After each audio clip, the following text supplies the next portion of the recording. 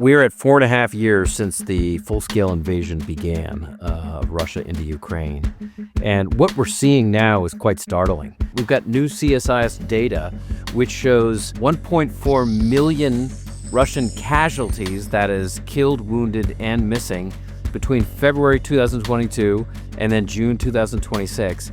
Among that, we see 450,000 Russian fatalities, which is more than 4 times more than all U.S. fatalities in all wars since World War II. And then we also see just stunningly slow rates of advance and territory. In fact, Russians have lost territory in the last couple of months. So they have lost the initiative.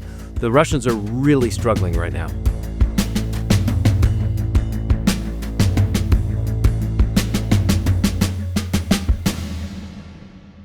The Russian-Ukraine casualty ratio for much of this war has been about 3 Russian casualties to every 1 Ukrainian. The new ratio of Russian to Ukrainian casualties in 2026 is roughly 8-to-1, so 8 Russian casualties to every 1 Ukrainian.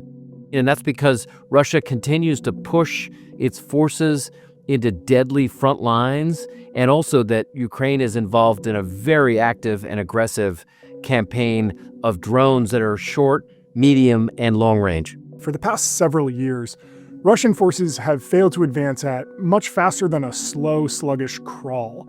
We're seeing in the first half of 2026 that the main concentration of Russian efforts have been focused in the eastern front line of Ukraine along what is typically called Ukraine's fortress belt. That's a grouping of 4 cities that make up the backbone of Ukraine's eastern defense. Near Ukraine's fortress belt, Russia has been advancing as slowly as about 50 to 90 meters per day. To put that in perspective, that's about the pace of the Battle of the Somme in World War I, which is one of the deadliest battles in human history and is remembered for its brutal trench warfare, where Allied forces advanced at roughly 80 meters a day.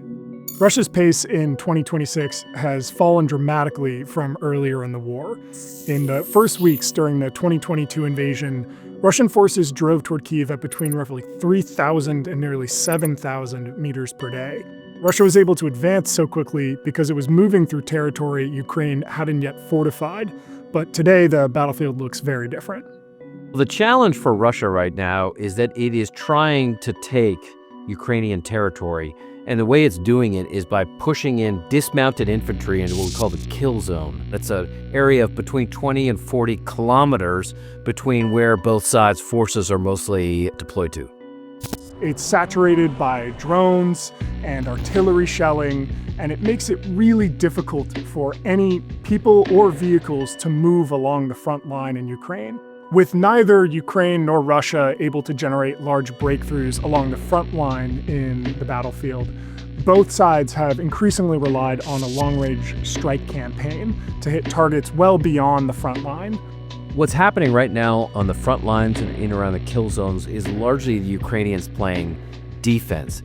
But where the Ukrainians have decided that it makes the most sense to conduct offensive action is by targeting the ability of Russia to wage war.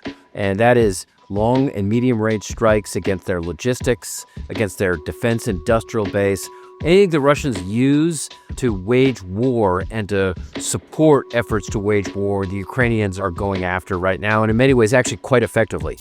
What we see with CSIS data and analysis on Ukraine's short, medium, and long-range strikes against Russia is a big cluster of Ukrainian strikes just over the border and also in Russian-controlled areas of Ukraine, like Crimea. What we also see is a big increase in medium and long-range strikes. So we can see cities like Moscow and St. Petersburg have been hit. We also see long-range strikes thousands of kilometers away, like during Ukraine's Operation Spider's Web, using large numbers of drones to strike Russian air bases that have strategic bombers. So what we've seen is Ukrainians really build up their capacity in missiles and drones in the absence of an air force indigenously by importing components for those, putting them together rapidly, and then conducting strikes against Russian targets.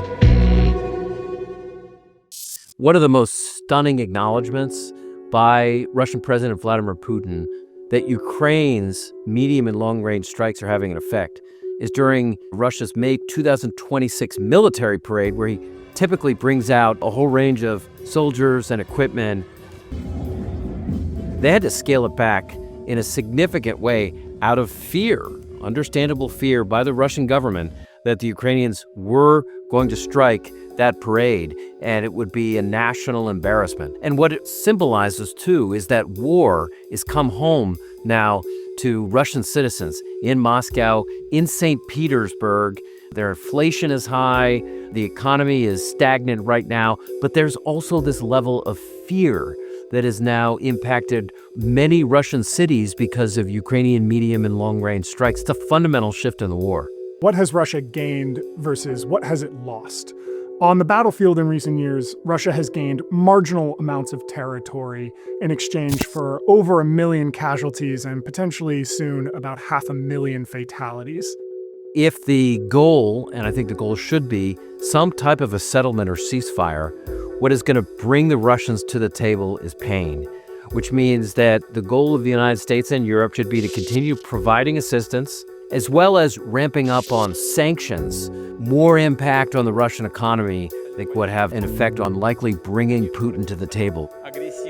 Russia has demonstrated that it cannot convert its enormous sacrifice into meaningful battlefield gains, and it's ultimately a losing equation for Russia.